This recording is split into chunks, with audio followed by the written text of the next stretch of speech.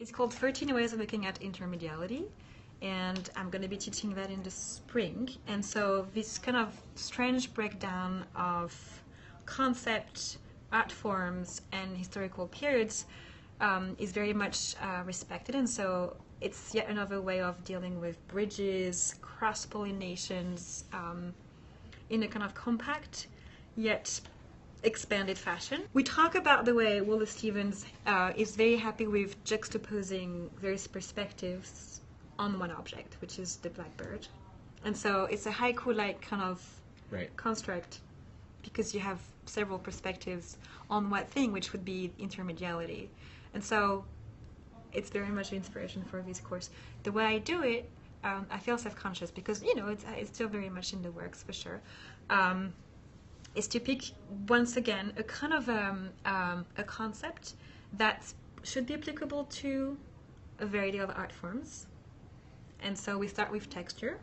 And I feel like with texture you see that, you know, it's haptic, it's visual, and yet it has become for musicology a keyword in the 1960s. Like texture has become, for musicians around the early 60s, the thing they want to get at, you know. Like, so it's also very much historically grounded in a special context. And so I asked the students to see how texture can in fact be intermedial, way beyond music, but also how it has some things to say about music in that particular concept. And therefore we try to think about things matching, but also not quite matching and going beyond.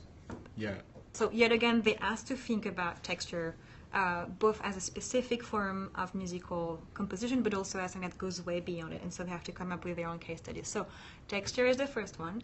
After that, I think, if I'm correct, we look at perspective, and this is linked to painting, of course, but we know that perspective is in many ways the marker of subjectivity for fiction, for instance. We talk about perspective in literary analysis and in many other visual arts, perhaps also architecture. We come to 13 because after those we have assembling systems. So